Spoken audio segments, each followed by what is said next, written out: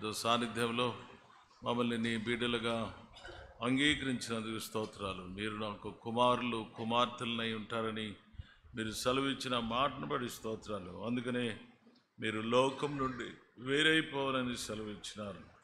అప్పుడు నేను మీలో వసిస్తానని సెలవిచ్చిన ఆ మాటలను బట్టి స్తోత్రాలు. మాకు ఒక కుమ్మరివై మా జీవితాల్ని చక్కటి రూపంలోనికి తీసుకురావడానికి ప్రభా మీరు ఎంత ప్రయాసపడ్డారో, మీరు ఎంత క్రైమ్ చెల్లించినారో ధనంతర కొరకై స్తోత్రాలు.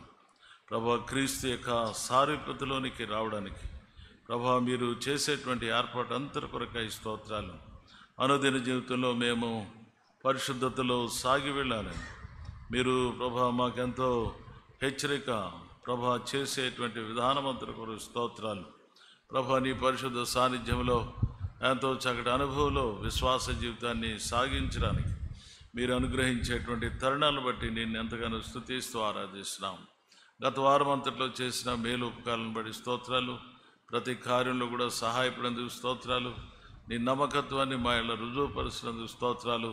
తండ్రి కుడి పార్శ్వను కూర్చుండి నిత్యము విజ్ఞాపనకర్తగా మా జీవితాల కొరకు ఉన్నందుకై నేను ఎంతగానో స్తుతిస్తూ ఆరాధిస్తున్నాం.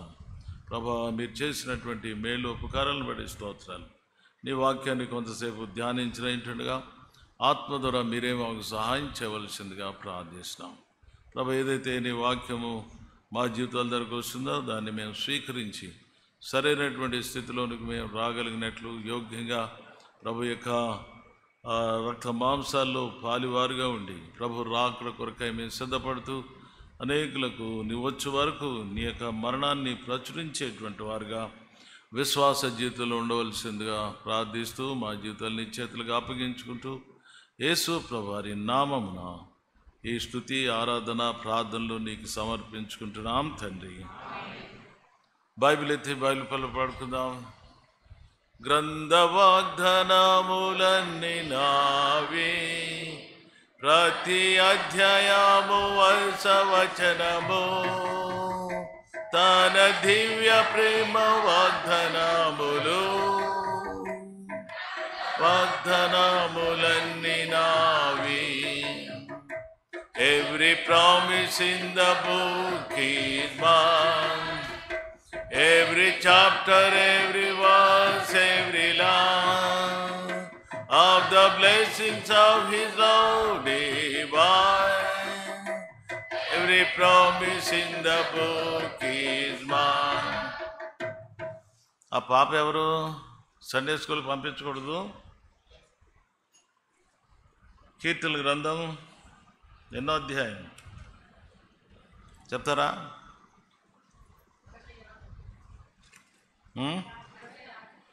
66. పోయిన వారం ఏం చెప్పినాను? 66వ అధ్యాయము 9వ వచనం చెప్పినాను. జీవ ప్రాప్తులుగా మమ్మలను కలుగు చేయబడు ఆయన. తర్వాత మా పాదాలని కదలనీయడు. తర్వాత ఇంకా చెప్పినాను, నరులు ఏం చేసినారు?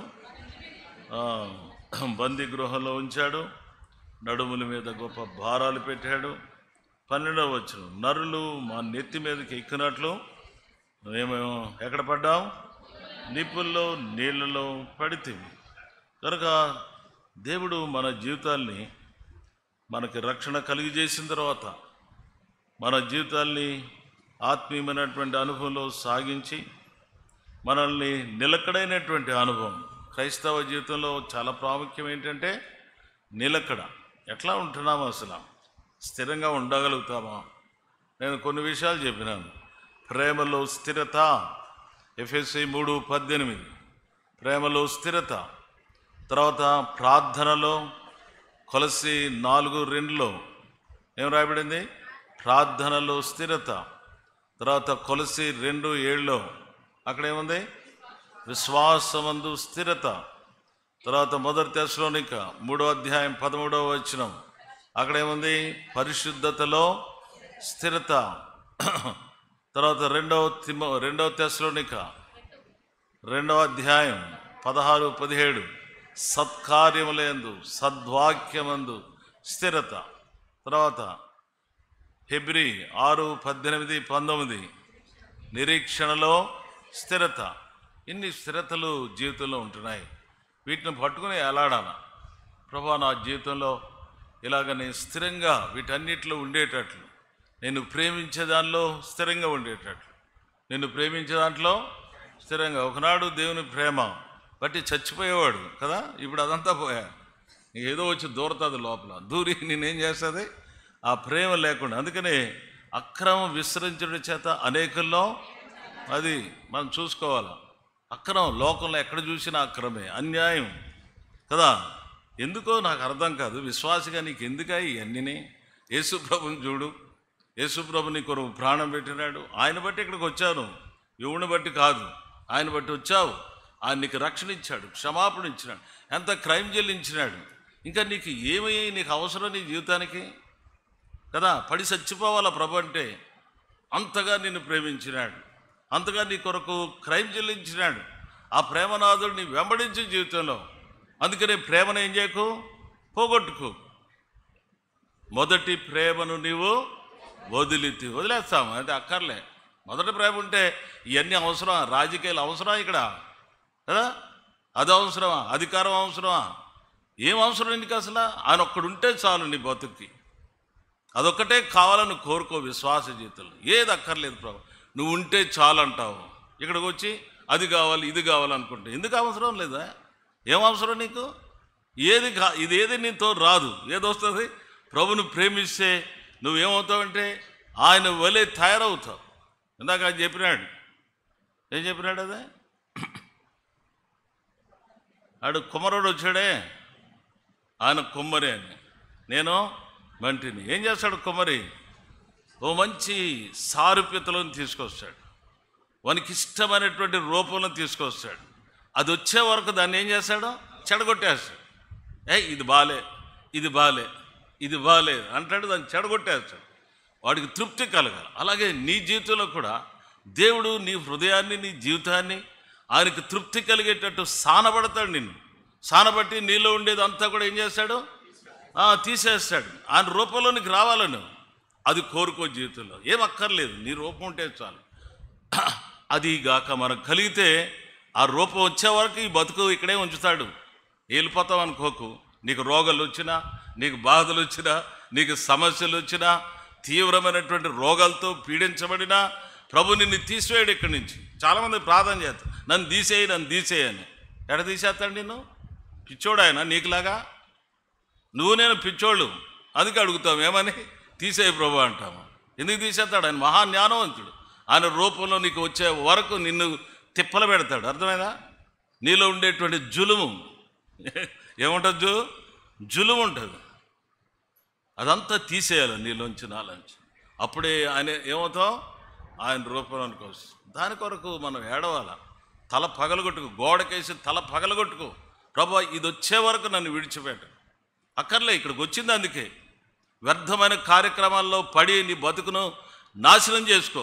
ఎంత టైం పాడైపోతుంది కదా, ఎంత టైం పాడైపోతుంది.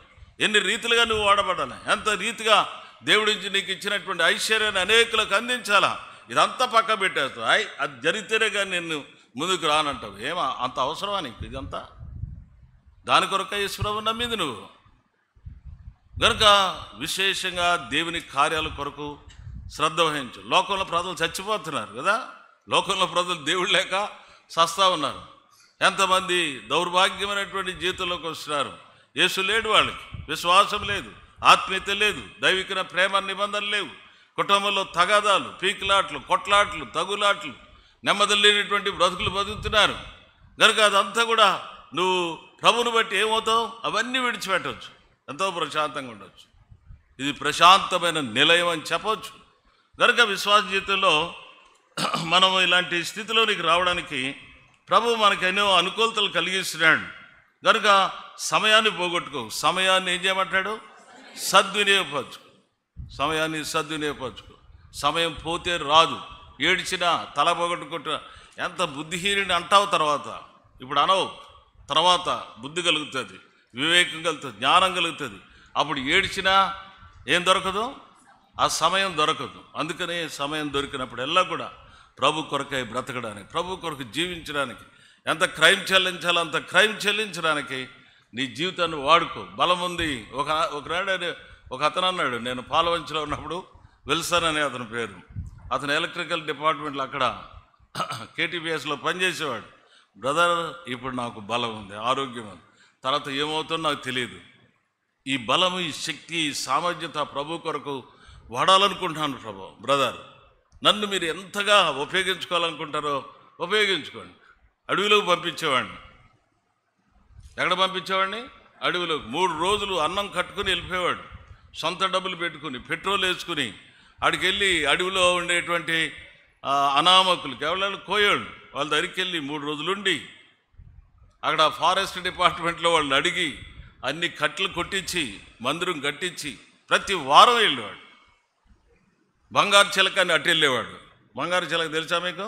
అదంతా అక్కడ వీళ్ళే ఉంటారు, అన్నలు ఉంటారు అక్కడ, అన్నలు కాపురం చేస్తారు అక్కడ. అక్కడికి వెళ్ళేవాడు, వాళ్ళందరికీ సుభాష చెప్పేవాడు, వాళ్ళందరికీ వాళ్ళ కొరకు ప్రయాసపడేవాడు.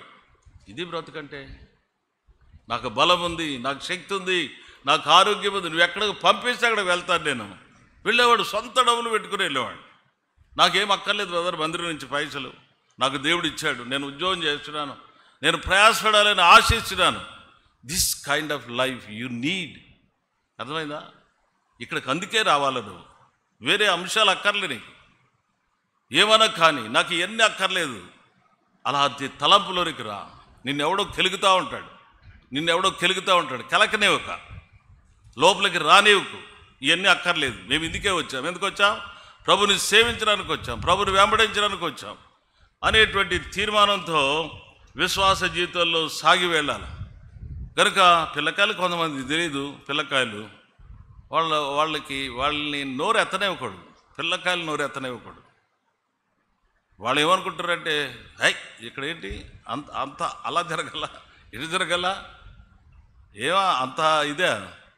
భక్ష్యం గారు ఇట్లా హార్మోన్ వేసేవాడిని అట్లా లేపి తోసేసేవాడు, దిగిపోనేవాడు. పాట పాడేవాడిని చెవుబట్టి లాగేవాడు. ఫిలిప్ గారిని కంజర కొడుతుంటే డాన్స్ వేస్తున్నాడు సువార్తలో, చెవుబట్టికి లాగినాడు. ఏంటి ఇదంతా? ఉండే జులుమంతా తీసివేయడానికి. అది ఆ జులుముతో ప్రభు దగ్గరికి పోలేవు. నీలో ఉండే అతిశయం, స్వాతిశయం, లెక్కలేనితనం ఏం చేయాలా? తీసివేయబడాలి. ఇక్కడ ఉండగానే శరీరం పనిచేయకూడదు. మనకు శరీరం బాగా పనిచేస్తుంది. బోధ చేస్తే తగిలితేనే అయిపోతాను నీ బతుకు. ఇంకేం పని చేస్తాను? చెవు బట్టి లాగేసేవాడు. 10,000 మందిలో హార్మోన్ వేస్తుండేవాడిని దింపేసేవాడు. దింపేసి మళ్ళీ రాకపోతే మళ్ళీ నెక్స్ట్ పాటకు రావాలా, మళ్ళీ నెక్స్ట్ మీటింగ్కి రావాలా, రాకపోతే పిలవాలా నిన్ను అనేవాడు. మళ్ళా వచ్చేవాడు, మళ్ళా వచ్చి హార్మోన్ వేసేవాడు. అడిగేవాడు కాదు. మీకు అలుగుడు ఎక్కువ కదా, మీకు అలుగుడు ఎక్కువ. ఇది ఆత్మీయత, ఇది విరగొట్టబడినటువంటి జీవితం. ఎవడు విరగొట్టబడడానికి ఇష్టపడతాడు? ఇక్కడ నువ్వు చెప్తే మేము ఎలా, నువ్వు చెప్తే మేము చేయాలా? ఇది కుదరదు. మందిరాల్లో నేర్చుకోండి. ఎవరైనా సరే, you learn things. This is the place where you have to learn. అడవిలో పెట్టి నేర్పించినాడు. ఎక్కడ పెట్టాడు? గొర్రెల దగ్గర పెట్టినాడు. ఎంతకాలం? 45 సంవత్సరాలు. వాడు ఎడ్యుకేషన్ అంతా పోయింది. ఏం చదువుకున్నాడు కదా? ఏం చదివినాడు? ఐగుప్తు కళాశాలలో చదివాడు. మామూలు చదువు కాదు, ఐగుప్తు యొక్క కళాశాలలో చదివాడు. అలాంటి వాడు చదువు లేకుండా చేసినాడు. నాలో నేర్పరితనం లేదు. ఏ స్థాయిలో తీసుకొచ్చినాడు? అంత ఎడ్యుకేటెడ్, అంత ఉన్నతమైనటువంటి స్థితి కలిగినటువంటి వాడిని ఏం చేసినాడు? ఆఖరికి నా నోటు మాంజ్యం కలిగినటువంటి నత్తోడినయ్యా. అంతకుముందేమో నా అంత మాట్లాడేవాడు ఇంకోడు ఉన్నాడు ఇక్కడ అనుకునేవాడు. ఇప్పుడు ఏం చేసినాడు? నేను నత్తోడిని, నాలో ఏమి లేదు, నేను మాట్లాడలేను, నన్ను ఎందుకు పట్టుకుంటాను? ఆ స్థాయిలోకి వచ్చినాడు. This is the spiritual life. అర్థమైందా? 40 ఏళ్ళు అనుకున్నాడు నేను ఏదైనా చేయగలుగుతాను. 40 ఏళ్ళు అయిన తర్వాత ఇప్పుడు అంటున్నాడు, ఇదిగో నువ్వు పంపదలసిన వాడిని పంపుకో, నన్ను పంపకు, నాకు చేత కాదు. ఆ స్థాయిలోకి రా. You must empty your self. నువ్వు ఖాళీ చేసుకో. అంతవరకు దేవుడు నిన్ను వాడుకోలేడు. నువ్వు ఉపయోగకరం కూడా కాదు. నువ్వు వాడబడితే కూడా ఉపయోగం లేదు నీ జీవితం ద్వారా. ఎవడు తాకబడ్డాడు, ఎవడు దర్శించబడ్డాడు, ఎవడు ఆత్మీయతలోనికి రాడు, దైవికమైనటువంటి స్థితి వానికి కలగదు. ఏం కారణం ఏంటంటే you are not fit for the preaching of gospel. నువ్వు సరైనటువంటి స్థితిలో లేవు. ఎరగాల జీవితంలో. 4 వాక్యాలు కంటత పెట్టినంత మాత్రాన నేను ఏదో పెద్ద చెప్పేస్తాను అని అనుకోకూడదు. గనుక విశ్వాస జీవితంలో విరిగి నలిగినటువంటి జీవితం కొరకు మన జీవితాల్లో మనం ఆయత్తపరచబడాలని పరిశుద్ధాత్మ దేవుడు ఆశిస్తున్నాడు. కనుక ఈ సమయంలో వీళ్ళందుకే ఎక్కడ పెట్టాడు? నిప్పుల్లో నీళ్ళ తోసేసినాడు. ఇవి ఎందుకు చేయాలి? అట్లా ఎందుకు చేయాలని? నిప్పుల్లో నీళ్ళలో ఎందుకు పోయాలని? కనుక ప్రతి విషయంలో కూడా దేవుని యొక్క సాన్నిధ్యంలో వాళ్ళ యొక్క కష్టకాలాల్లో ఎక్కువగా ప్రభు దగ్గరికి, ప్రభు చెంతకి రావడానికి మనకు అవకాశం కలుగుతుంది. ఇప్పుడు నిప్పుల్లో నీళ్ళలో పడినప్పుడే దేవా అంటావు కదా, దేవా అంటావు. ప్రతి దానికి ఎవరి మీద ఆధారపడతావు? దేవుని మీద ఆధారపడతావు. దేవుడు ఒక్కడే నాకు సహాయం చేయాలి. కనుక ఈ నిప్పులు నీళ్ళు అనేటువంటివి విశ్వాస జీవితానికి అవసరం. ఊరికే మన జీవితానికి ఏది తీసుకురాడు. వాడు ఎవడో చెప్పినాను పోయిన వారం, నరులు మన నెత్తి మీదకి ఎక్కినట్లు చేస్తాడు కొన్నిసార్లు. ఎంత అనాకాణి వాడు. లెక్క ఎవడరా వీడు అసలు, వీడేంటి ఆణి తిట్టేస్తాడు అని అనుకుంటాం మనం. అలా వదిలేస్తాడు దేవుడు. యేసు ప్రభు గురించి నేను చెప్పినాను గత వారంలో, అంతకుముందు వారం. ఆయన ఎంత అద్భుతమైనటువంటి విధానంలో పాండిత్యం లేని ఇతనికి ఈ బోధ ఎలాగో చదువుకునేటువంటి వాడు. అలాంటి వాడికి ఏం బోధ, ఆశ్చర్యపోతున్నారు. ఏం బోధ అయింది? దేవుని దగ్గర నుంచి వచ్చినటువంటి వాడని ఎరిగినారు. ఆఖరికి ఆయన అన్నారు, ఇతడు వడ్లవాని కుమారుడు. అంటే ప్రజలు వారి యొక్క జీవితాల్లో దేవుడు మాట్లాడుతుంటే ఎరగాల జీవితంలో. ఆయన సంగతి నీకెందుకు? ఆయన బ్యాక్గ్రౌండ్ ఎందుకు నీకు? అని నీకు అవసరం ఆ బ్యాక్గ్రౌండ్? అని ఏం మాట్లాడుతున్నాడు, ఏ విషయాలు చెప్తున్నాడు, ఎలా నువ్వు బాగుపడాలా, ఎలాగ ఆత్మీయంగా తయారు కావాలా, ఈ విషయాలైనా బోధిస్తుంటే ఆఖరికి ఆయన తీసి పక్కా పెడతావు కదా. ఈయన వడ్లవాని కుమారుడు కాడు. అవసరమా నీకు అది? వాక్యం తీసుకోలేక, వాక్యాన్ని రుచించలేక, వాక్యాన్ని హృదయంలో పెట్టుకుని బాగుపడలేక ఆయన ఏం చేస్తున్నారు? ఆయన ఎంతో తక్కువగా అంచనా వేసేటువంటి స్థితిలో. ఆయన తక్కువగా అంచనా అయితే నీకేం కలిసి వస్తుంది నీ బతుక్కి కదా? కాళ్ళు బట్టి మొక్కి చావాలా బతుకులు. కాళ్ళు బట్టి ఏం దేవుడు అయ్యారు, ఏం మాటలు చెప్తున్నావు, ఇంత అద్భుతకరుడు, ఇంత ఆశ్చర్యకరుడు కదా అని మొక్కి సావడానికి బదులు భ్రష్టులైపోయినారు వాళ్ళు. అందుకే ఈనాటి వరకు వాళ్ళ బతుకులు అలాగే ఉన్నాయి. అర్థమైందా మీకు? ఈనాటి వరకు విమోచకుడు వచ్చే వరకు వారి జీవితాలు అలాంటి పాడు బతుకే బతుకుతాయి. ఎవరిలో ఆత్మీయత కనబడట్లేదు. కనుక ఈ మధ్యాహ్న సమయంలో ఇశ్రాయేల్ యొక్క చరిత్ర చూసి ఎంత దారుణమైనటువంటి పరిస్థితులు. ఎప్పుడు కూడా కలుతాయి, ఎప్పుడు కూడా నెమ్మదిలే, ఎప్పుడు సుఖశాంతులు లేవు. ఇంత అద్భుతకరమైన రక్షకుడు దేవుడు దొరికితే ఎట్లా ఉండాలి జీవితంలో? ఎంత ప్రశాంతంగా ఉండాలి కదా. వాళ్ళ బ్రతుకులకి ఆయన నిరాకరించినారు, ఆయన తోసివేసినారు. మా మీద, మా పిల్లల మీద నీ రక్తము ఉండుగాక శపించుకున్నారు. ఆ శాపమే ఆ బతుకు ఇప్పుడు వాళ్ళకి. లేకపోతే వాళ్ళకుండే తెలివితేటలు, ప్రపంచంలో ఎవరికి లేనటువంటి తెలివితేటలు దేవుడు వాళ్ళకి ఇచ్చిన. అమెరికాలో ఉండే జ్ఞానులంతా వాళ్ళే, రష్యాలో ఉండే జ్ఞానులంతా వాళ్ళే, ఆస్ట్రేలియా ఉండే జ్ఞానులంతా వాళ్ళే. ఎక్కడ చూసినా జ్ఞానులు ఎవరంటే ఇశ్రాయేల్ దేశస్తులే. ప్రతి దేశంలో చెదిరిపోయినారు వాళ్ళు. అంత జ్ఞానులేంటి కూడా ఇప్పుడు వాళ్ళ బతుకులు ఎట్లా ఉన్నాయంటే ఎప్పుడు చూసినా కలతలు, నెమ్మది లేనటువంటి పరిస్థితి. కనుక దేవుని దగ్గరికి రావాలి ఈ పరిస్థితులు. అందుకే నిన్ను నిప్పుల్లో నీళ్లలో వేసి నీలో ఉండేటువంటి తగరమంతా కూడా ఏం చేయాలని? తీసివేయాలని. తగరం తీసివేయాల, కానటువంటి మస్టు మలినము తీసివేయడానికి దేవుడు ఇలాంటి పరిస్థితులు గుండా మన జీవితాలని ఆయన తీసుకువెళ్తాడు. కనుక ఈ సమయంలో దేవుని పిల్లలుగా మనము ఈ అఫ్లిక్షన్స్, ఇలాంటి పరిస్థితులను మన జీవితాల్లో మనం గ్రహించి మనం సరి చేసుకోవడానికి, చక్కబట్టుకోవడానికి రోమిలకు రాసిన పత్రికలో అపోస్తలుడు ఒక మాట రాస్తాడు. 8వ అధ్యాయం 17వ వచనం చూడండి.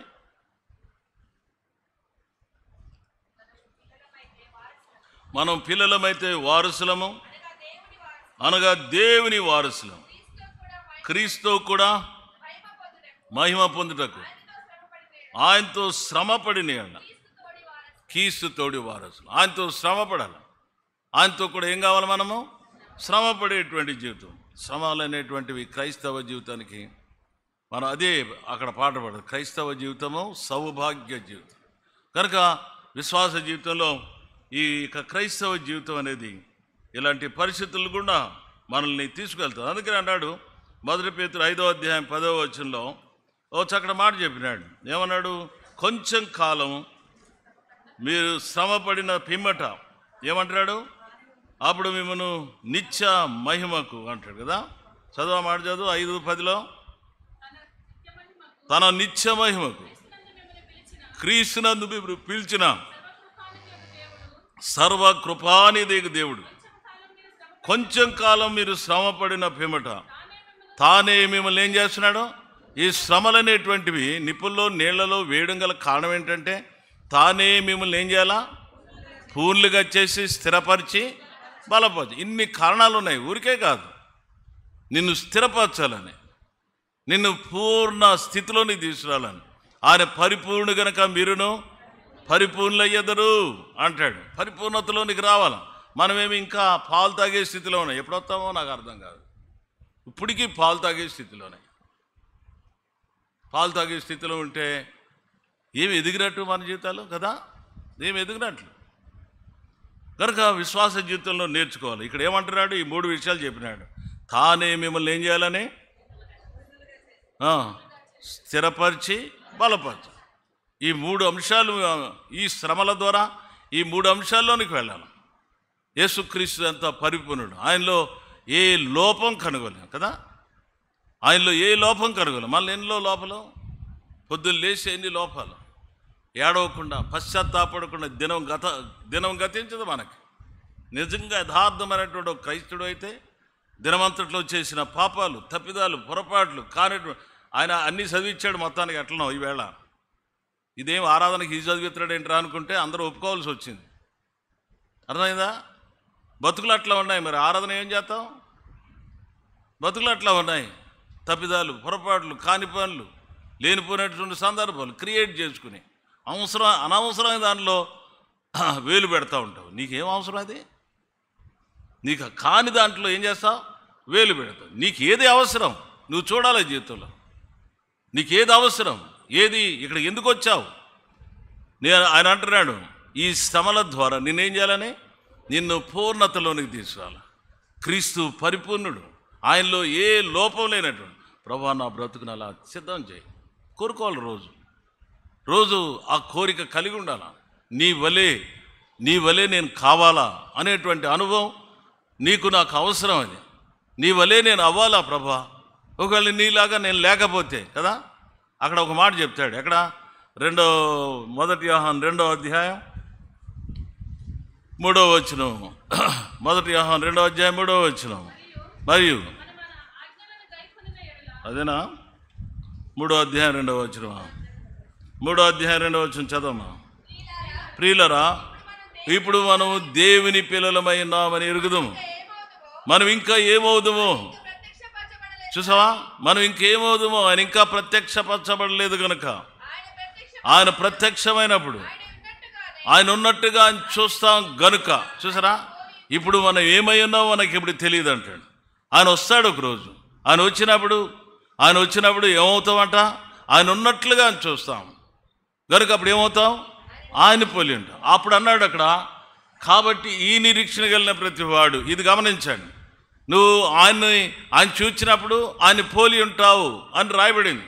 ఆయన పోలి ఉంటామని రాయబడింది. ఆ తర్వాత ఏమని చెప్పినాడు? ఆయన పోలి ఉంటామని నిరీక్షణ కలిగిన ప్రతివాడు ఆయన పరిశుద్ధుడైనట్లు తను తాను అనుదిన జీవితంలో నిన్ను నీవు దిద్దుకోవాలి, నన్ను నేను దిద్దుకోవాలి. పరిశుద్ధతకు ఆటంకం, పరిశుద్ధతకు కళంకం, పరిశుద్ధతలో చేరకుండా ఏది అభ్యంతరం చేసింది? ఏ అబద్ధాలు, ఏ మోసాలు, ఏ అన్యాయం, ఏ అక్రమం, ఏ కాని పాపం, ఏ అవిధేయత నీ జీవితాన్ని అడ్డుకుంటుందో, అర్థమైందా? అడ్డుకుంటుందో ఎరగాల. దాన్ని ఏం చేయాలా? అడ్డుకున్న దాన్ని ఏం చేయాలా? దాన్ని తొలగించుకోవడానికి ప్రయత్నం చేయాలా. ఖచ్చితంగా ప్రభు ఇది అడ్డు వచ్చేస్తుంది, నీ రూపంలోకి రాకుండా నన్ను అడ్డుకుంటుంది ఇది. నువ్వు ఖచ్చితంగా నీకు నాకు అది అవసరం. ఏది అవసరం? ఆయన వలే ఉండేది అవసరం. ఇప్పుడు ఆయన వలే ఉండేటువంటి జీవితం కొరకు మన జీవితాలు సిద్ధపడాలా. అందుకనే అన్నాడు, ఆయన పరిశుద్ధుడైనట్లు నీవు నేను కూడా ఎలాగుండాలా? పరిశుద్ధంగా ఉండాలి. అది దాని యొక్క భావం. కనుకనే అప్పుడే అదే పరిశుద్ధత లేకపోతే పరిపూర్ణత అనేటువంటి అంశాలు అక్కడే వస్తాయి జీవితంలో. కనుక దేవుని పిల్లలుగా మనం అది ఎరిగేటువంటి వారు ఉండాలి. తర్వాత ఏమన్నాడు అక్కడ? మిమ్మల్ని స్థిరపరిచి, తర్వాత ఇందాక చెప్పిన స్థిరత గురించి, ప్రేమలో స్థిరతగా ఉండు, తర్వాత ప్రార్థనలో స్థిరంగా ఉండు. రెగ్యులర్గా ప్రార్థన చేయి. అసలు అడి తిరుగుతావు, ఇడి తిరుగుతావు. ఆడెవడో ఒక గంట సేపు ఆ ఫోన్లో మాట్లాడుతూనే ఉంటాడు. ఏం పిచ్చా నీకు? అంత అవసరమా నీకు? ఆపవయా, కొంచెం ఆపేసాయి. ఏం పనికిమాల సంగతులు? విస్తారమైనటువంటి మాటల్లో తెలుసు నీకు, తెలీదా? బుర్ర పనిచేయదు అంతే. విస్తారమైన మాటలు, పనికిమాల మాటలు, వదరబోతు మాటలు. ఆడు పిచ్చోడు, ఈ మనల్ని పిచ్చోడులాగా చేస్తాడు. వాడు మాటలే ఎరగాల జీవితంలో. ఇందాక ఓ సేవకుడు వచ్చినాడు. మేము పొద్దున 9 గంటల మొదలెడితే సాయంకాలం 4 గంటల వరకు రెగ్యులర్గా ప్రేయర్లో ఉంటున్నాము. చేయటట్లా మేము కూడా రాత్రులు 2 గంటలు ప్రార్థన చేస్తూ ఉంటాం. చేయండి, అట్లా బాగుపడతాం, సంఘం బాగుపడుతుంది. పనికిమాల మాటలు, ఎవడో పనికిమాల చెత్తగాడు దొరుకుతాడు ఇక్కడ మనకి. ఆ చెత్తగాడు చెప్పిన మాటలు లోపలికి ఎక్కించేసుకొని, అబ్బాయి ఇట్లా కావాల్సిందే, ఎందుకు నీకు అది? బాగుపడండి, దైవికంగా ఉండండి, ఆత్మీయంగా స్థిరపరచండి. ప్రార్థన, తర్వాత ఇంకేం చెప్పినాను? విశ్వాసం పోగొట్టుకో. కనుక ఏమని చెప్పినాడు అక్కడ? అనేకుల్లో విశ్వాసము ఏమైపోతుంది అక్కడ? చెప్పండి, ఏమవుతుంది? విశ్వాసము లేనటువంటి వారు అయిపోతుంది. ఏమైపోతాం? విశ్వాసము కనుగొనునా అన్నాడు. ఎక్కడ? 18వ అధ్యాయం లోకాసు వార్తలో 7వ వచనం 8వ వచనం. అది లోకాసు వార్త 18. విశ్వాసంలో విశ్వాసం ఉండా, నేతి బీరకాయలో ఎట్లా ఏముండదో ఉండదు ఖచ్చితంగా. అలాగే మన బతుకులు అట్లా తయారైపోతుంది. విశ్వాసం లేకుండా దేవునికి ఇష్టడైండుట మరి చెప్పుకోవాలి జీవితంలో. నాకు విశ్వాసం లేదు, దేవుడికి ఇష్టడు కాదు. ఎవడి గురించో తలంచుకో, నీ గురించి నువ్వు తలంచుకో, నా గురించి నేను తలంచుకోవాలి. ఏం బతుకుతున్నాను నేను విశ్వాసం లేకుండా? ప్రార్థన చేయలేను, 1 గంట సేపు ప్రార్థన చేయలేను. ప్రార్థన చేయి, బాగుపడతావు. కనుక అందుకే చెప్పినాడు, ప్రార్థన యందు ఎడతెక్క ప్రార్థన చేయండి. ఎడతెక్క బాతకాన్ని కొట్టుకో అక్కర్లే. బాతకాన్ని కొట్టుకుని ఇప్పటికే దరిద్ర స్థితిలోకి వచ్చేసాం. ఎవడో ఫోన్ చేస్తాడు, ఎందుకు ఎత్తుకోవాలి? ఆపేసి, వీడి పనికిమాలినోడు, వీడి ఫోన్ ఎత్తకూడదని చెప్పుకో. వీడు నన్ను పాడు చేసేవాడుగా, నన్ను బాగు చేసేవాడు కాదని. You must understand that. ఆపేవయ్యా, అక్కర్లేదు మనకిది చెప్పు. అట్లా ప్రార్థన చేసుకునే సమయం రా, చేతనైతే ప్రార్థన చేద్దామని చెప్పు. విశ్వాసం, ప్రభు వచ్చేటప్పుడు విశ్వాసంలో విశ్వాసము కనుగొను. ఆ విశ్వాసం అన్నాడు. ఏ విశ్వాసం?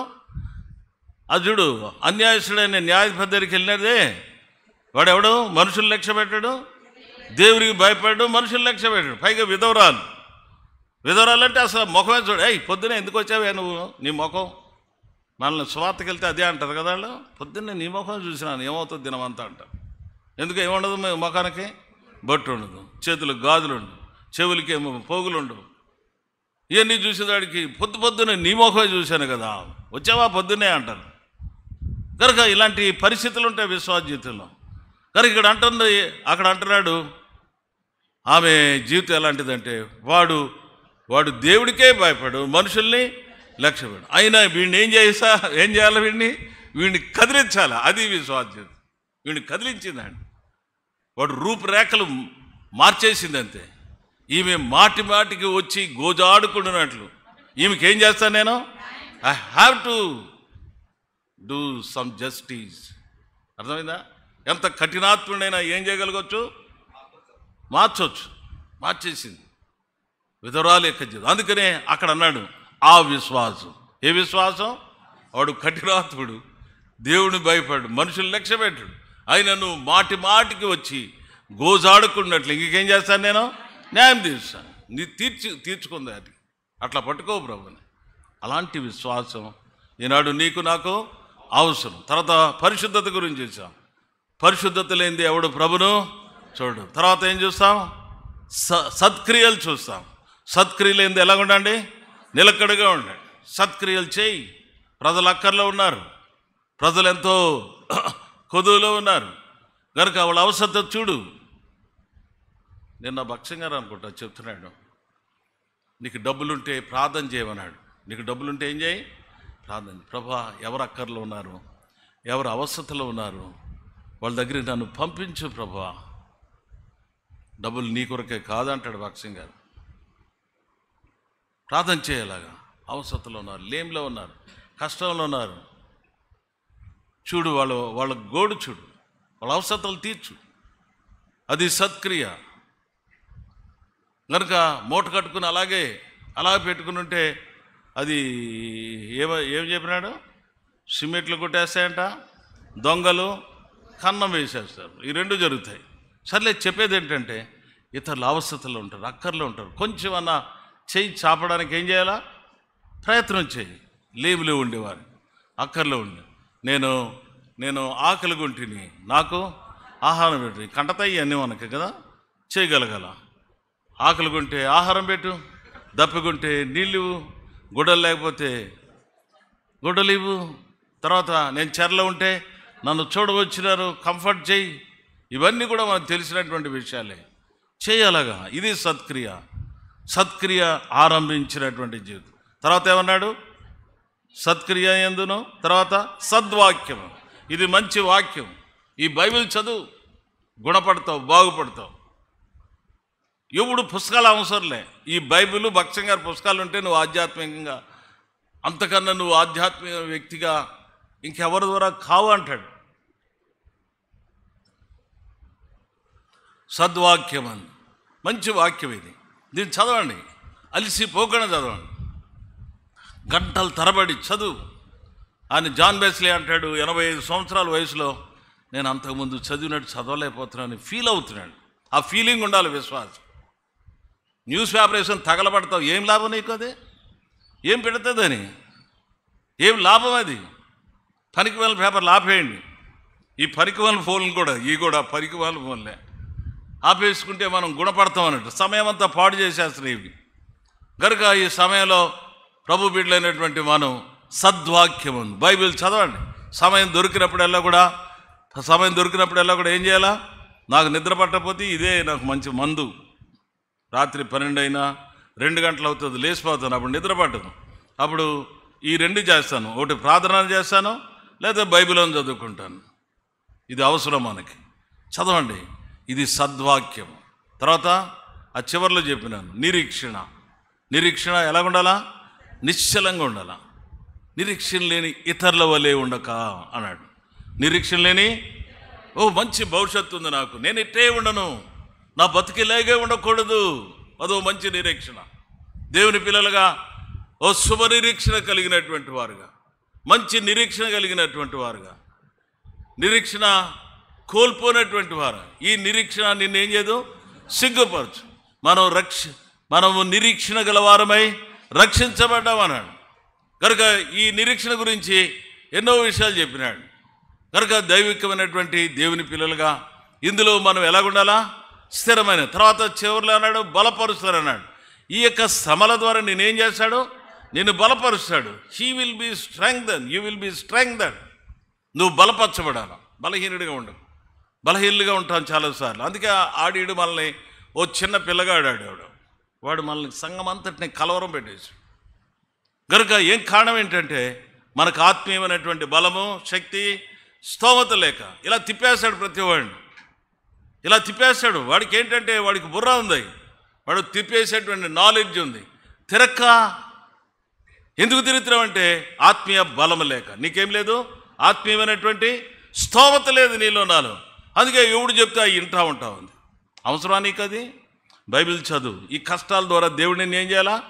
నిన్ను ఆత్మీయంగా స్థిరపరచాలా. నిన్ను ఎవడు కదల్చలేనటువంటి స్థితిలోనికి రావాలి. ఎవడు నిన్నేం చేయకూడదు? నిన్ను కదపలేనటువంటి స్థితిలోనికి. అందుకనే ఆయన అంటాడు, ఎవరు? యోబు అంటాడు. యోబు ఏం చెప్తాడు? 23వ అధ్యాయం యోబు 23వ అధ్యాయం 10వ వచనమా?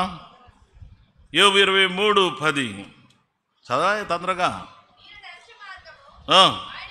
ఆయనకు తెలియను, ఆయన నేను శోధించిన తర్వాత 11 నా పాదములు ఆయన అడుగుజాడలు విడువక నడిచి.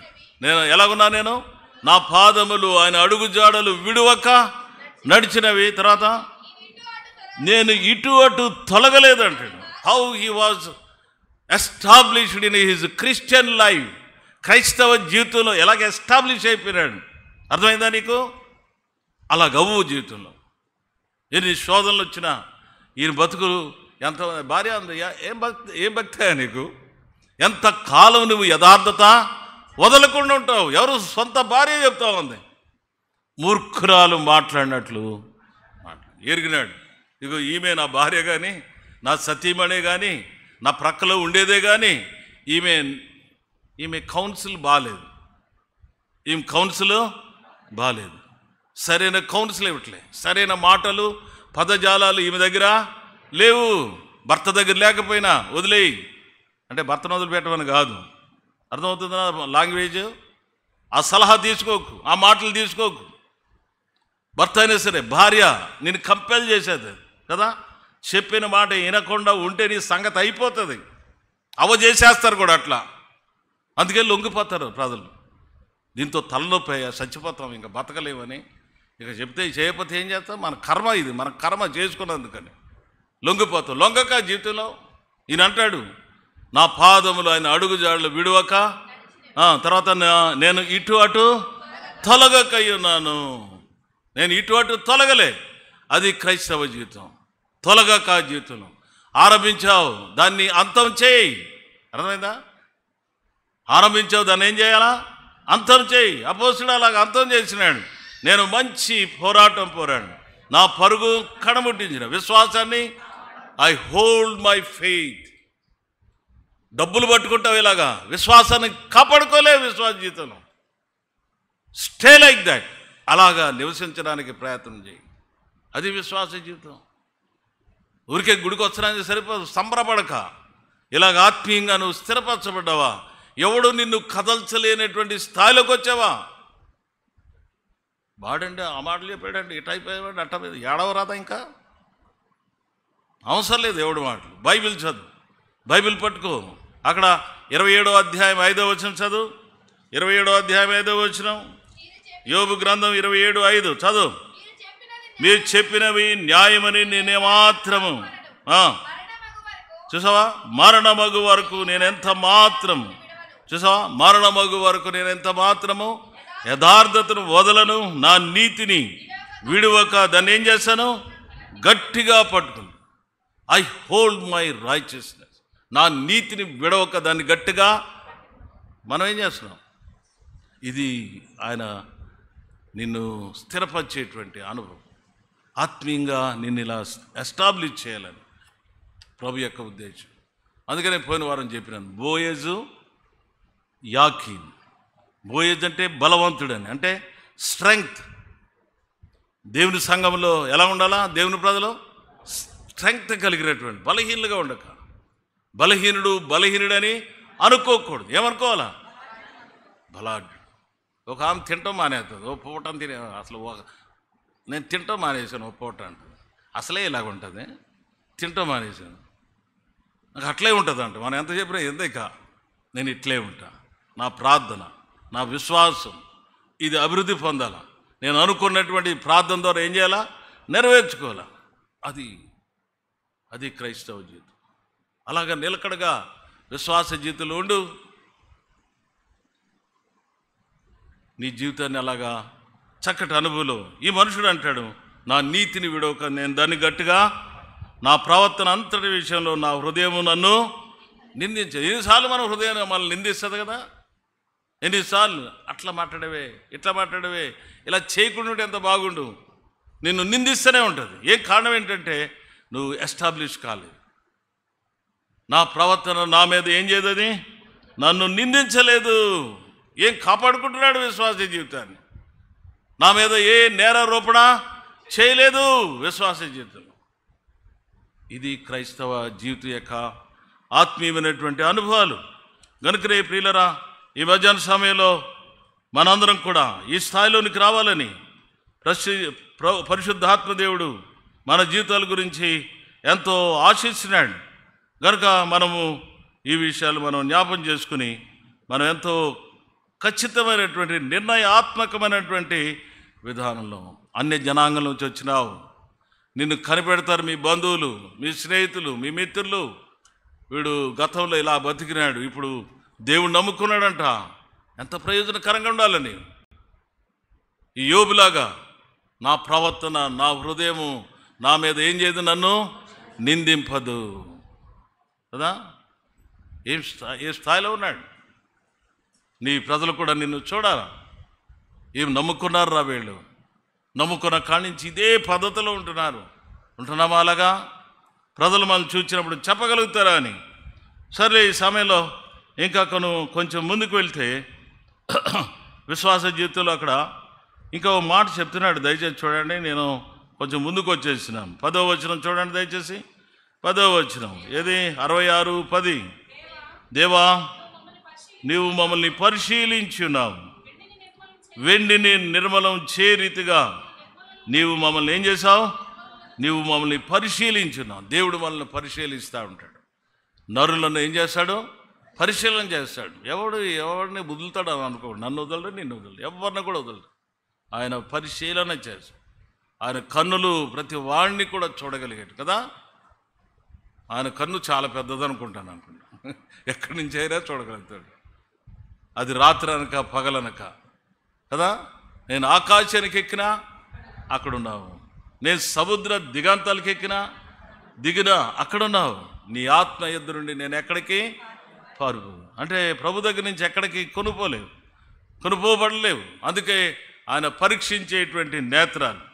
కనుక దావీదు అన్నాడు 17వ అధ్యాయం 3వ వచనం చూడండి. కీర్తనల గ్రంథం 17వ అధ్యాయం. దావీదు తన జీవితంలో ఇలా చెప్పుకుంటున్నాడు. చూడండి దయచేసి. రాత్రి వేళ నీవు నన్ను దర్శించి, చూసావా, నా హృదయాన్ని ఏం చేస్తున్నావు? పరిశీలిస్తున్నావు. నన్ను పరిశోధించి, చూసావా, నన్ను పరిశోధించినావు. నీకేం కనపడలేదు? చూడండి, దేవుడు పరిశీలన చేసినప్పుడు ఎంత తండ్రిడో చూడండి. ఆయన మనల్ని పరిశీలన చేసినప్పుడు, మనం పరీక్షించినప్పుడు మనలో ఏం కనపడకూడదానికి, నా యందు నీకు ఏ దురాలోచన కాను, ఏ దురాలోచన. అలాంటి అనుభవం ఉండాలి. ఓ తప్పుడు ఆలోచన, తప్పుడు తలంపులు, తప్పుడు క్రియలు, ఇవన్నీ కూడా అని అంటాడు. నీకు ఏ దురాలోచన నాలో కనబడలేదు అంటాడు. 1వ వచనంలో కూడా చెప్తాడు. 1వ వచనం, నా న్యాయము యెహోవా న్యాయం ఆలకించు, నా మొర అంగీకరించు, నా ప్రార్థనకు చెవియొగ్గు. అది కపటమైన పెదవుల నుండి వచ్చేది కాదు. దేని నుండి రావట్లేదు అంటే ఆయన పెదవులను ఎలా కాపాడుకుంటున్నాడు. ఇది కపటంతో, వేషధారణతో, పైకి ఒకటి లోపల ఒకటి పెట్టుకోకు. అంటే నేను పైకి అలాగే ఉండను కనుక లోపల అలాగే ఉంటానని అనుకోకు. కొంతమంది ఇది ఎట్ట తయారవుతున్నారు. నేను యథార్థంగా ఉంటున్నానంటే అర్థం ఏంటి? ఎవరితో మాట్లాడు, ఎవరికి ప్రేజులాడు చెప్పదు. ఇదే రోగం ఇక్కడ నాకు అర్థం కాదు. ఎవరికి ప్రేజులాడు చెప్పదు, ఎవరితో మాట్లాడదు, వచ్చినట్టు వెళ్ళిపోతా ఉంటాం. ఎందుకు రావడం ఇక్కడికి? ఎందుకు వస్తావు ఇక్కడికి? అవసరం ఉందా నీకు ఇలాంటి వాళ్ళు ఇక్కడికి రావడం? ఓ సేవకుడు మాట్లాడు, ఓ సేవకురాలతో మాట్లాడు, ఆ పక్కన ఉన్న వాళ్ళతో ప్రేజులాడు చెప్పు. నీకు అనుకూలంగా ఉండే వాళ్ళు ఎవరితో 2-3తో మాట్లాడుకోవచ్చు. ఇక్కడికి వచ్చినతో అందరితో ఎలాగుండాలా? అందరితో కూడా ప్రేమ సమాధానము కలిగి ఉండు. ఏమైంది నీకు అర్థం కాదు. ఏదన్నా అయితే చెప్పరాదా కూర్చుని? నేను అడిగితే ఏమంటా తెలుసా? నేను చెప్పను. నేను ప్రార్థన చేస్తే దేవుడు నీకు అంత అవసరం నీకు? ఏమి స్పిరిచువల్ మైండ్లో ఉంది చూడండి మనిషి. నేను ప్రార్థన చేస్తా, దేవుడు నీకు బయలుపరచాల. అబ్బా, అంత అవసరమా? ఏదైనా అడిగినప్పుడు చెప్పొచ్చుగా. ఏమైంది నీకు చెప్పు, నా ద్వారా ఏమైనా అయింది నీకు చెప్పు అంటే అది కాదంట. ఇట్లాంటి వాళ్ళు తయారవుతున్నారు. కనుక జాగ్రత్తగా ఉన్నాడు విశ్వాస జీవితం. ఈయన అంటాడు ఇక్కడ ఏమని చెప్తున్నాడు? నా ప్రార్థనకు చెవియొగ్గు, అది కపటమైన పెదవుల నుండి వచ్చినది కాదు. అంటే యథార్థత. కనుక జీవితంలో తర్వాత 4వ వచనం, మనుషుల కార్యముల విషయమైతే బలాత్కారుల మార్గము తప్పించుకొనుటకై నీ నోటి మాటను బట్టి, చూసావా, నోటి మాటను బట్టి ఏం చేస్తున్నాడు? నన్ను నేను కాపాడుకుని ఉన్నాను. తర్వాత 5వ వచనం, నీ మార్గములందు నా నడకలను ఏం చేసుకున్నాను? స్థిరపరచుకున్నాను. నా కాలు జారలేదు. ఎలాగుంటున్నాడు విశ్వాసం? దేవుడు ఆయన పరిశీలించినప్పుడు ఆయన నోరు బాగుంది కదా, ఆయన నోరు బాగుంది, ఆయన కాలు బాగుంది, తర్వాత ఆయన తలంపులు దురాలోచన కానరాలేదు అంటాడు. ఏమి జీవితం జీవిస్తున్నాడు కనుక నువ్వు నన్ను పరిశీలిస్తే నా బ్రతికిలాగుంది. ఈ బలను మనం సేవించేటప్పుడు మనం ఇలా చెప్పగలిగితే అంత ధన్యులం కదా. నా నోరు బాగుంది, తన నోరు అన్నీ అబద్ధాలే, మాయ మాటలు, కాని మాటలు. మనిషి ఎదురుగుండా ఉంటే ఒక మాట, మనిషి ఎదురుగుండా లేకపోతే ఇంకొక మాట కదా. మా ఊర్లో ఒక ఆయన ఉన్నాడు, నోటితో సకిలింపు, ప్రైజ్ లార్డ్, నోటితో సకిలింపు, తర్వాత నొసటితో వెకిలింపు. అవసరం నీకు అది? ఓ క్రైస్తవుడు, ఓ ప్రభుని ఎరిగినటువంటి వాడు అవసరం లేదు, అది అవసరం లేదని అలాగే బిడాయించు కూర్చోవలసిన అక్కర్లేదు. Settle the things. కనుక వ్యర్థంగా జీవితాన్ని గడపకవు విశ్వాస జీవితంలో. కనుక జీవితం చూడండి, ఆయన నోరు బాగుంది, తర్వాత తన తలంపులు బాగున్నాయి, తన ఆలోచనలు బాగున్నాయి, నోటి మాట చేత అతిక్రమింపను, తర్వాత నా నడకను ఏం చేసుకున్నాను? నా నడకను స్థిరపరచుకున్నాను. నీ మార్గాలు ఏంది? ఎక్కడ పడితే అక్కడ కాదు స్థిరత. ఆయన మార్గాలు ఏం చేసినాను? అందుకనే అన్నాడు, దుష్టుల ఆలోచన చొప్పున, పాపుల మార్గమున, అపహాసకులు కూర్చుండు చోటున కూర్చోకు. వ్యర్థమైన వ్యక్తులతో సాంగత్యం చేయకు. అవసరం లేదు. అవసరం లేని వాళ్ళతో చేయకు. సమయం లేదు. యేసుప్రభు ఎప్పుడు వస్తాడో మనకు తెలియదు. ఆయన వచ్చేస్తాడు అనుకుంటాం. ఇంకా అలా బిడాయించుకుని కూర్చోక జీవితంలో సరిపడు చక్కబరుచుకో. జీవితంలో ప్రభు సన్నిధిలో ఇలా పరిశీలన చేసుకుంటే ఆ పరిశీలన ఎంత అవసరం మనకి, ఎంత బాగుంటుంది. 26వ కీర్తన 2-6 వచనాలు చూడండి. 26వ కీర్తన 2వ వచనం, నన్ను పరిశీలించుము, నా అంతరింద్రియములను నా హృదయమును పరిశోధించు. చూసావా, ఈయన అంటున్నాడు, నా అంతరంద్రియము నా హృదయం పరిశోధించు. ఇప్పుడు ఎలా ఉన్నాను? నీ కృప నా కనులు ఎదుట. అంటే అర్థం ఏంటి? కృప అంటే అర్థం ఏంటి? కృప అంటే అర్థం ఏంటి? నేను దేనికి పాత్రను కానో దాన్ని పాత్రుడిగా చేసి, ఈ రక్షణకు పాత్రలం కాదు ఎవరం, ఈ స్థాయి అనే జీవితానికి ఎవరం పాత్రలం కాము. మనలో ఎవరికి కూడా పాత్రమైనటువంటి జీవితం లేదు. అదే కృప అంటే. నువ్వు మంచి ప్రార్థనా జీవితం కలిగి ఉండొచ్చు, అది కూడా దేవుని కృప. మంచి ఆత్మీయ జీవితం కలిగి ఉండొచ్చు, మంచి ఆత్మీయంగా బోధించవచ్చు, అదంతా కూడా ఎవరిని బట్టి? ఆయన వచ్చేవాడు ఎవరైనా, ఆండ్రూ గారు, సొమ్మొకటిది సోకొకటిది అంటాడు. సొమ్ము ఆయనది, సోకు నీది అంటాడు. ఏంటి సోకు? మంచి వాక్యం చెప్పామనుకో, బా ఏం చెప్పినామో బా, ప్రజలందరూ మురిసిపోయినారు. ప్రజలందరికీ బా ఏం చెప్పినాడంటే, ఆ సొమ్ము ఎవరిదే? దేవుడు ఆ తలంపు ఇవ్వకపోతే నీకు వస్తుందా? నీ నోట్లోంచి ఒక మాట వస్తుందా? చెప్పగలుగుతావా? స్తోమత ఉందా నీకు? ఇప్పుడు కొన్ని అర్థమవుతుంది నీ భాష గనుక దేని బట్టి కూడా. అందుకనే అన్నాడు, నీ కృపను ఎక్కడ పెట్టుకున్నాను? నా కన్నుల ఎదుట. అందుకనే ఆ కృపను బట్టి తెగ మాట్లాడేస్తాడు ఆ మనుషుడు. కృపను బట్టి తెగ మాట్లాడతాడు. చెప్తాను చూడండి ఏమని చెప్తాడు.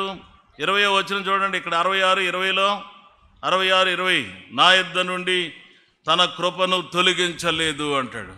ఎక్కడ? 66వ అధ్యాయము కీర్తనలో 20వ వచనం చదవండి. మా కృపను ఏం చేయలేదు? తొలగించలేదు. అంటే కృప ఎలాగా ఆయన జీవితాన్ని సహాయపడుతుంది. యోహాను సువార్త 6:65లో తండ్రి చేత కృప అనుగ్రహించబడితేనే కానీ ఎవడు నా యొద్దకు, నువ్వు ప్రభు దగ్గరికి వచ్చావంటే నిన్ను బట్టి కాదు, తండ్రి కృప అనుగ్రహించినాడు. నువ్వు వచ్చావు దేవునికి. నువ్వెవరైనా సరే మేము కూడా నమ్ముకున్నామంటావు కదా, ఏదో పెద్ద పుట్టినప్పుడు ఎలా పుట్టావు కదా, ఎంత దరిద్రమైనటువంటి స్థితి, ఎంత అపవిత్రులేవు కదా, ఏదో పెద్ద అతిశయం మరలా. సర్లే ఈ సమయంలో అంటాడు, నువ్వు తండ్రి ఆకర్షిస్తేనే కానీ అది కృప, ఎవడున్నా నా యొద్దకు రాలేడు అంటాడు. అపోస్తుల కార్యాలు 4వ అధ్యాయం 33వ వచనం, దైవ కృప అందరి మీద ఎలాగుంది, అధికంగా ఉంది అంటాడు. 4వ అధ్యాయం 33వ వచనం, దైవ కృప అందరి మీద అధికంగా ఉంది. అందుకే పొలాలు అమ్మేసినారు. ఏమేమి వేసినారు? పొలాలు అమ్మేసినాడు. అతడు మిగులు ఆస్తి కలిగిన వాడు. ఎవరతను? బర్నబాసు. పొలాలు అమ్మేసినాడు. పొలాలు అమ్మేసి పట్టుకొచ్చి అపోస్తుల పాదాల దగ్గర ఎంత ఎంత ఎంత వచ్చేసిందో డబ్బా దినాలు పట్టుకొచ్చి ఇచ్చేసినాడు అతను. అది దైవ కృప అందరి మీద అధికం. లేకపోతే ఇవ్వలేము కదా, ప్రభుకి ఇవ్వలేము. కొంతమంది బంగారం ఇచ్చారు, అది ఇస్తారు, ఇది ఇస్తారు. ఏంటది? దేవుని కృప. లేకపోతే కృప లేకపోతే ఇవ్వలేవు. ప్రతి ఆదివారం సందా ఇస్తావు, దేవుని కృప అది. ప్రతి నెల ఆ దశమ భాగం వేస్తావు, అదేంటది? కృప లేకపోతే ఇవ్వలేవు. ఇంత ఒకడు ఇక ఈ శైలస్ అది మొట్టమొదటి ఉద్యోగం వచ్చింది. అది 1000 రూపాయలు కట్టబట్టుకొచ్చాడు. వాళ్ళ నాన్న కూడా తీసుకొచ్చినాడు. ఈయన ప్రభుని ఎరగలేదు అప్పటికి. ఉందా ఆశ ఇక్కడ? మీ ఆయన సంగతి చెప్తున్నా ఈయన. అది పట్టుకొచ్చారే, సేవకులకి ఎవరా అంటున్నాడు ఆయన. ఎవరు? శైలస్ వాళ్ళు ఆయన. ఈయనంటాడు, ఏంటి ఇదంతా ఇచ్చేవట, ఇదంతా ఇచ్చేవట, ఇవ్వరా బాబు ఇవ్వరా అంటాడు ఆయన. ఈయనకేమో అంటే ఆయనకేం లేదు, ఆయనకేం లేదు, కృప లేదు. దైవ కృప అందరి మీద ఎలాగుంది, అధికంగా ఉంటే తప్ప నువ్వేం చేయలేవు, ఇవ్వలేవు. కనుక ఇప్పుడు ఇస్తాడు అనుకోండి, అప్పుడు ఇచ్చేవాడు కాదు. అప్పుడు ఇవ్వడానికి బుద్ధి, ఇది నా సంపాదన, ఇంత ప్రయాసపడి ఆఖరికి పట్టుకెళ్ళి ఫస్ట్ జీతం పట్టుకెళ్ళిపోయి ఆ సేవకుడికి ఇచ్చేవాటాడేంటి మా బాబు. ఇచ్చే వరకు వదిలిపెట్టలేదు ఆయన, మొత్తానికి ఇచ్చిపోయినాడు. ఎట్లా ఇచ్చిపోయాడు కానీ మొత్తానికి. అంటే దైవ కృప అది. అది దేన్ని బట్టి? ఆ కృపను బట్టి నువ్వు చేయగలుగుతావు. ఇంకా అంటాడు, ఇంకేమంటున్నాడు? 15వ అధ్యాయం 10వ వచనం, 1 కొరింథీ 15:10 చూడండి. ఆయన కృప నిష్ఫలము కాలేదు. చూసావా, నాకు అనుగ్రహింపబడిన ఆయన కృప ఏం కాలేదు, నిష్ఫలం కాలేదు. అందుకే అందరికంటే ఎక్కువగా ప్రయాసపడ్డాడు. చెప్పుకోకూడదు అంటారు కొంతమంది భక్తిహీనులు, అలా మాట్లాడుతూ వీళ్ళు పోస్టులు పెడతా ఉంటారు. ప్రయాసపడ్డాడంట, మందిరం కట్టించాడంట. మరి ఈయన ఎందుకు చెప్పినాడు ఇక్కడ అందరికంటే ఎక్కువగా? మరేమి ఎందుకు చెప్పుకోకూడదని? తెలుగు తక్కువ వాళ్ళు. ఆడెవడో బయట ఎవడో చెప్తాడు ప్రసంగికుడు, ఆ శాతకాన్ని దద్దవలు మళ్ళా ప్రయాసపడి బతుకుందా వాళ్ళకి? మేము చేసినట్టు చేయగలుగుతారా అని. భక్ష్యం గారు ఎలా చేసినాడు? తిండి తీర్థాలు లేకుండా, పళ్ళ పౌడర్ లేదు ఆయనకి. దేంతో కడుక్కునేవాడు?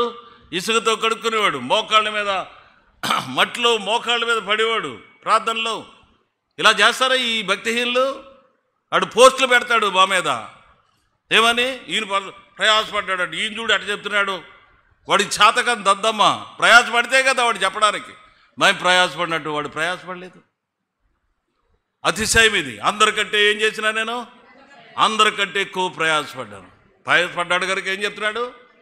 ఆ ప్రయాసపడింది నేను, నాలో ఉండే దేవుని, అది కూడా ఆ మెరిట్ తీసుకుంటలే జీవితంలో, నాలో ఉండే దేవుని కృప. ఆ కృపను బట్టి అంత ప్రయాసపడ్డాను. దివారాత్రులు చలిలో కదా, దిగంబరత్వంతో బతుకు ఎలా బతికినాడు. మనం గుడ్డలు లేకుండా వెళ్తామా వీధిలోకి? ఆయన దిగంబరుడుగా బతికినాడు. ఏం స్కాలర్ అయినా పిచ్చి పట్టిందా నీకు అన్నాడు. ఎవడాడు? ఫేలిక్స్ అన్నాడు. అగ్రిప్ప అతి విద్య చేత నీకేం పట్టింది? పిచ్చోడుగా ఎంచబడ్డాడు మనిషి. కనుక ఈ మధ్యాహ్న సమయంలో ఏం చెప్తున్నాడంటే, అందరికంటే ఎక్కువ ప్రయాసపడు. అతిశయం అది. దేవుని ప్రజలుగా దేని బట్టి? దేవుని కృపను బట్టి అందరికంటే ఎక్కువ ప్రయాసం. మందిరంలో విసుగు విరామం లేకుండా కొంతమంది పనులు చేస్తూ ఉంటారు. ఇంత పెద్ద మందిరం, నువ్వు వచ్చి పెద్ద రాజులాగా వెళ్ళిపోతావంతే. కొంతమంది ప్రయాసపడతారు. ఇక్కడ పిల్లకాయలు ప్రతి శనివారం వచ్చి ఎంత ప్రయాసపడుతున్నారు మన కొరకు. ఇంత శుభ్రం, ఇదంతా కాంపౌండ్ అంతా క్లీనింగ్ ఎవరు చేస్తున్నారు? నువ్వు హాయిగా సంచులు తగిలించుకో నేర్చుకున్నారు ఈ మధ్య. వీళ్ళందరూ పెద్ద గ్రాడ్యుయేట్స్ అనుకోవాలి మనం. సంచులు తగిలించుకుంటున్నారు. ఎవరు చెప్తావు వీళ్ళకి? అందరూ అట్లే ఉన్నారు. ఎవరు చెప్పేది మేము? దేవుని కృప ఉంటే కానీ దేవుని ఇంట్లో ఏం చేయలేవు. నేను మొన్న చెప్పినాను, ఆమె ఫ్లైట్ ఆఫీసర్ అంట. ఫ్లైట్ ఆఫీసర్ జాక్పన్నను మందిరానికి పోతుందంట బెంగళూరులో. వాళ్ళ కొడుకు చూసినాడంట ఒకరోజు. ఆమె ఫ్లైట్ ఆఫీసరు ఆ ఫ్లైట్లో వాళ్ళ కొడుకు వెళ్ళాడంట. ఈమెను ఇక్కడ చూస్తున్నాడు. ఎక్కడ చూస్తున్నాడు? మందిరంలో చూస్తున్నాడు. బాత్రూమ్కి వెళ్ళి శుభ్రంగా కడిగేస్తుందంట. Flight lieutenant. ఏంటది? చెప్పు. దేవుని కృప. లేకపోతే తగ్గించుకోలేదు. కనుక అడుక్కోండి, దేవుని కృపను అడగండి. ఇంత తగ్గించుకొని బాత్రూంలో లిటరల్లో ఉండడం. ఏజే ఫ్లాగర్ అని భక్సింగ్ గారు సమకాలికుడు. 105 సంవత్సరాలు బతికినాడు ఆయన. భక్సింగ్ గారు బతకలేదు కానీ ఆయన బతికినాడు. పుల్పిట్ మీద ప్రసంగం చేసేవాడు 20 వేల మందికి. ఆయనే మొత్తం భోజనాలన్నీ సర్వింగ్ చేయించేది, లీడర్గా ఉండేవాడు. ఎక్కడన్నా ఆ బాత్రూమ్ లిటరల్ ఇంతమంది వస్తారు కదా, అవి స్టక్అప్ అయిపోతాయి. ఎవడు ధైర్యం చేయడు. మ్యాన్ హోల్లో దిగిపోతాడు ఈ మనిషి. మ్యాన్ హోల్ ఎంత ఉంటుందో తెలుసు ఎబ్రోల్లో? నాకంటే ఇంకెక్కువ లోతుగా ఉంటుంది. అందులో దిగిపోతాడు. నిక్కర వేసుకుంటాడు, ఓ బనియన్ వేసుకుని లోపలికి దిగిపోయి చేతితోటి అంతా ఏంటది మనుషుల యొక్క మలినం అంతా తీసేస్తాడు. ఏంటది? దేవుని కృప. లేకపోతే తగ్గించుకోలేరు, ఈ పని చేయలేరు. నేను పాల్వంచిలో ఉన్నప్పుడు అక్కడ ఇద్దరు ఉండేవారు, ఇద్దరు సహోదరులు. అన్నా నువ్వేం చెప్తే అది చేస్తామనేవారు. ఇదిగో ఈ రాత్రి మీరేం చేయాలంటే ఈ లిటరల్ అంతా తోడేసి బయట పాడేసేయాలన్న. మీరు వెళ్ళిపోండి అన్నారు. నేను వెళ్ళిపోయినాను. తెల్లారిదడికి మొత్తం లిటరల్ అంతా తోడేసి ఆ కాలువలో పడేసేసి శుభ్రంగా కాంపౌండ్ అంతా క్లీన్ చేసేసి వెళ్ళిపోయినారు. నువ్వేం చెప్తే అది చేయటానికే ఉన్నాము ఇక్కడ. అర్థమైందా? అదేంటది? దేవుని కృప. లేకపోతే తగ్గించుకోలేరు. ఇప్పుడు అతడు ఎల్డర్, అక్కడ మెయిన్ ఎల్డర్ ఎవడంటే అతడే. అతని పేరు నాగేశ్వరరావు. చూసారా? ఇప్పుడు ఆ మందిరం అతని పెత్తనం మీదే నడుస్తుంది అక్కడ. అదంతా ఏం కారణం చెప్తున్నాను? దేవుని కృపను బట్టి ప్రజలు అలాగంటి తగ్గింపు అనుభవం. విశ్వాసులరా, ఈ మధ్యాహ్న సమయంలో ఇలాంటి అనుభూతిలో నీకు రావడానికి మనం ప్రయత్నం చేయాలి. అనుభవాలు ఇవన్నీ. క్రైస్తవ జీవితం అంటే అనుభవంతో కూడా, ఊరికి ప్రసంగాలు కాదు. అర్థమైందా? స్టేజ్లెక్కి పాటలు పాడడం కాదు. గనుక లేకపోతే ఆ కార్యక్రమాలు ఈ కార్యక్రమాలు ఊరికే చూపించుకోవడం కాదు. అనుభవాలతో కూడినటువంటిది క్రైస్తవ జీవితం అంటే. మేము అలా చేశాం, అలాంటి అనుభవం కూడా వెళ్ళాం. మీరు కూడా అలా తయారు కండి, మాలాగా తయారు కండి. మాలాగా ఆత్మీయమైనటువంటి పందాలోకి రండి. మేమెంత ప్రయాసపడ్డామో అలా ప్రయాసపడండి. దేని బట్టి ప్రయాసపడగలుగుతావు? దేవుని కృపను బట్టి. కనుక ఈ మధ్యాహ్న సమయంలో విశ్వాసులైనటువంటి మనం ఆ స్థాయిలోకి రావాలని కనుక ఇక్కడ చెప్తాడు 2 కొరింథీ 12:9 నా కృప నీకు చాలును, నీ బలహీనతలో నా శక్తి ఏమవుతుంది? పరిపూర్ణమవుతుంది అంటాడు. నీ బలహీనతలో బలహీనతైంది నా శక్తి పరిపూర్ణం అవుతుంది. కనుక దేవుని ప్రజలుగా అలాంటి అనుభవంలోకి రండి. ఆఖరిగా ఆ కృప గురించి ఇంకా ఎన్నో విషయాలు ఉన్నాయి, కూడా చెప్తే ఆపుతాను నేను. హెబ్రీ 12:29. హెబ్రీ 12:29. చూసారా? మనము నిశ్చలమైన రాజ్యం పొంది, చూసారా, దైవ కృప కలిగి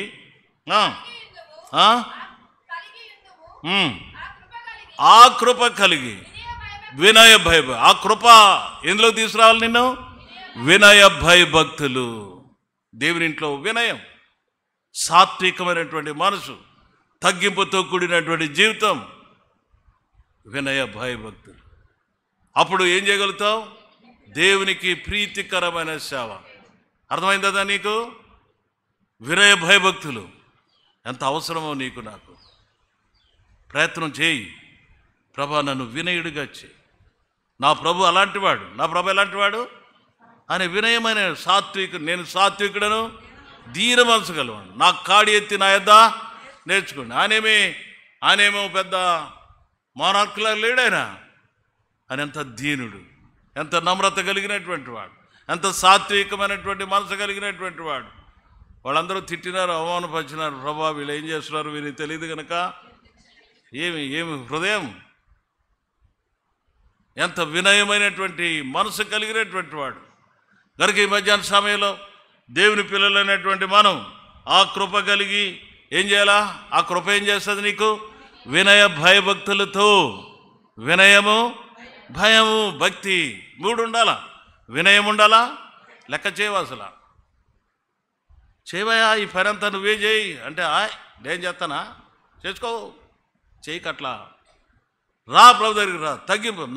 నా ప్రభువే అంత తగ్గించుకుంటే నేనెవడిని అనుకో. విశ్వాసజీతం నా ప్రభువే తగ్గిపోయినాడు, నీ గురించి తగ్గిపోయినాడు. ఏం అతిశయపరుడుగా లేడు. ఎవడు మాట వినక దేవుడు మాట్లాడితే లొంగు, విధేయత చూపించు. వినయం అనేది ఎంత గొప్ప ఆశీర్వాదకరం. నువ్వు ఎంత తగ్గించుకుంటావో he will lift you up. అర్థమైందా? యేసు ప్రభువారు ఆయన అంత తగ్గించుకున్న కారణాన్ని బట్టే ప్రతి మోకాలు ఆయన ఎదుట వంగనట్లు, ప్రతి నాలుక తండ్రి అయిన దేవుని మహిమార్థమై ఆయన ప్రభు అని చెప్పినట్లు. Why he was so exalted? ఎందుకంత హెచ్చించబడ్డాడు? Because he was so humble in his life. అర్థమైందా? తగ్గిపో, అతిశయంగా ఉండకు, లెక్కలేని తరంగా ఉండకు. నిన్ను బట్టి ఎంతో కార్యక్రమం జరగదు. ఆమె నువ్వేనా, నీతోనే మాట్లాడా, మాతో మాట్లాడలేడా అంది. ఎవరు? ఇప్పుడు ఏమైంది ఆమె సంగతి? 7 రోజులు కానాను యాత్రకు అడ్డు ఆటంకం. అర్థమవుతుందా నీకు? నువ్వు అనుకుంటావు ఏదో చేసింది అలా కూర్చుంటానులే అనుకుంటావు. నిన్ను బట్టి కానాను వెళ్లకుండా సాగిపోకుండా ఎంతమంది అభ్యంతరకారకులు సంఘములో. ఎరుగుతున్నావా బతుకులో? ఇలా బిడాయించుకొని కూర్చుంటావంతే, ఆగిపోతావు. సాగిపోకుండా చేసేటువంటిది విశ్వాస జీవితంలో జాగ్రత్తగా ఉండాలా. 7 రోజులు ఆమెను బట్టి ఏమైపోయింది సంఘము? అక్కడ ఆగిపోవాల్సి వచ్చింది. ఎంత దౌర్భాగ్యమైనటువంటి జీవితం. అవసరమా నీకు? దేవుడు అతను ఏర్పాటు చేసుకున్నాడు. తప్పుదం చేస్తే ఆయన చూసుకుంటాడు. నువ్వెవడో మధ్యలో తప్పుదం చేస్తే దేవుడు చూసుకుంటాడు. He was called by God. నువ్వు పిలవలేదు ఆయన్ని, నువ్వు పిలిచావా? నువ్వు పిలిచింది ఎవరు? దేవుడు పిలిచినాడు. దేవుడు పిలిస్తే దేవుడు కార్యం చేసుకుంటాడు. నువ్వెవరు మధ్యలో? నువ్వేనా? మేం కాదా? మాతో పలకలేదా? ఇది ఆగిపోయింది. పలకలేదా? పలికితే ఏమవుతుందో అట్లా అయ్యుండేదే. చెప్పండి.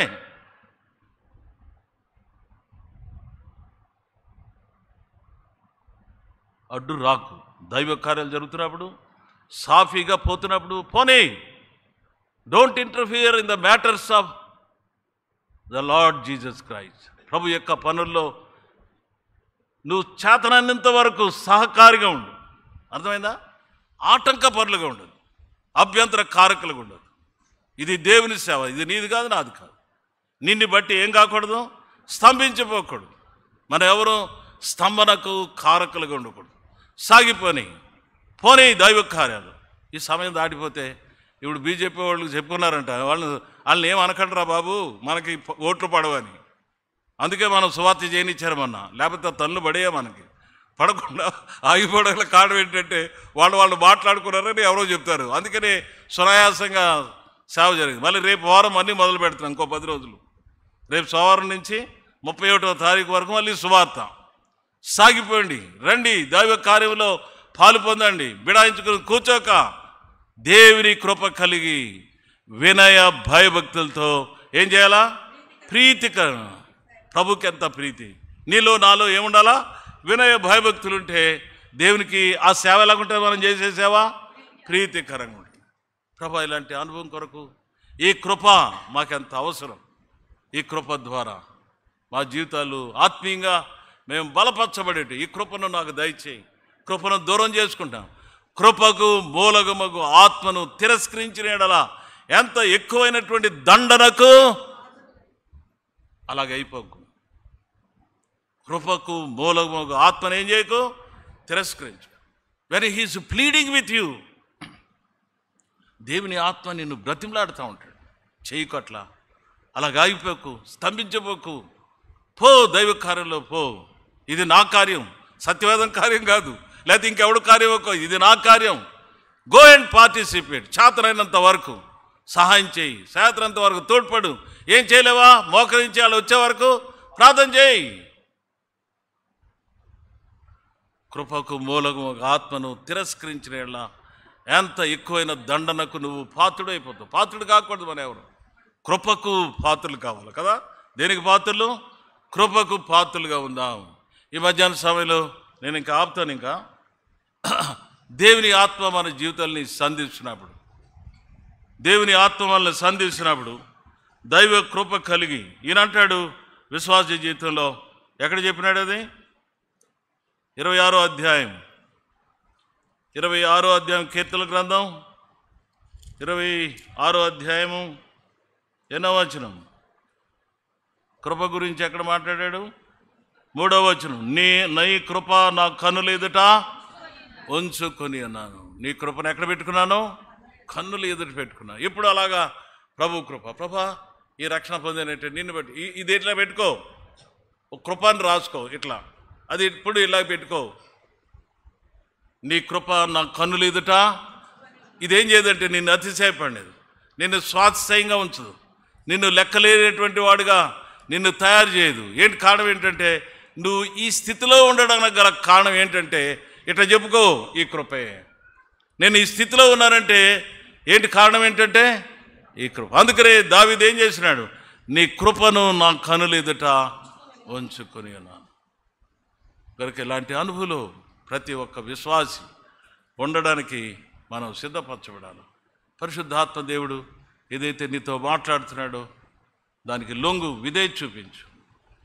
దేవుని వాక్యానికి ఆయన సంధింపులు మనం అర్థం చేసుకుని ఆయన మార్గంలో మనం జీవించగలిగితే మనంత ధన్యులు ఇంకొకరు ఉండరు. ప్రభా ఇలాంటి అనుభవంలో మేము జీవించడానికి కృపకు మూలకమగు ఆత్మను నిరాకరించకుండా నీ సన్నిధిలో మేము బ్రతకడానికి మాకు సహాయం చేయి.